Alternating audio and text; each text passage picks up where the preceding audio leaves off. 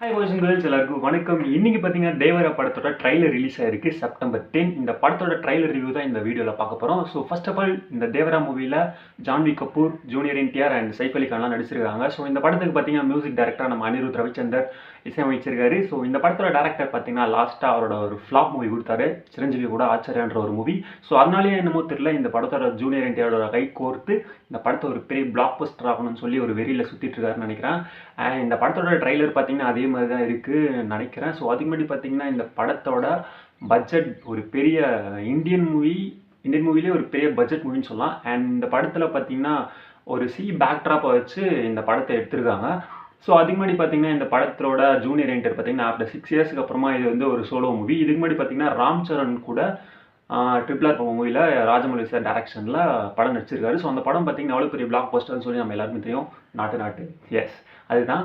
And இந்த ட்ரைலரில் பார்த்தீங்கன்னா ஸ்க்ரீன் ப்ரெசன்ஸ், ஜூனியர் என்டிஆரோட ஸ்க்ரீன் ப்ரெசன்ஸ் வந்து வேறு லெவல் அல்டிமேட்டாக இருக்குன்னு சொல்லலாம். ஸோ இது முக்கியமான பாயிண்ட். அண்ட் நெக்ஸ்ட் பார்த்தீங்கன்னா நம்ம அனிருத் ரவிச்சந்தரோட பிஜிஎம் வேற லெவலில் பிச்சுட்டாருன்னு சொல்லலாம். ஸோ இதுக்கு முன்னாடி ஒரு 3 சாங்ஸ் ரிலீஸ் பண்ணியிருந்தாங்க. அது ஃபுல்லாகவே சார்ட் பஸ்டர்ஸ் எழுதி வச்சுக்கலாம். தேட்டரில் தெரிக்க போகுது அந்த சாங்ஸ்லாம்.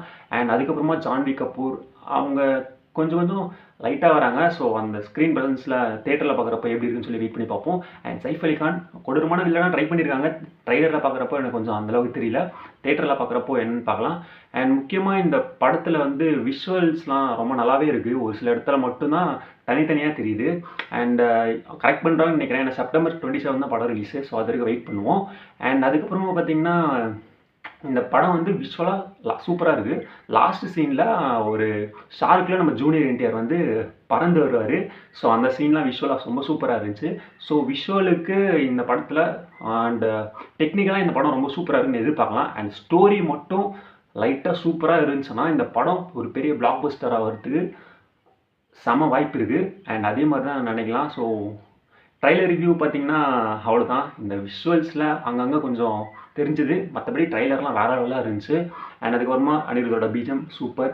அண்ட் ஸ்டோரியை வந்து யாரோ பேக்ரவுண்ட் நம்ம பிரகாஷ் அது வந்து வாய்ஸ் ஓவரில் சொல்கிற மாதிரி இருக்குது. அண்ட் கேஜிஎஃப் ஸ்டைல் எஸ் அதுதான்.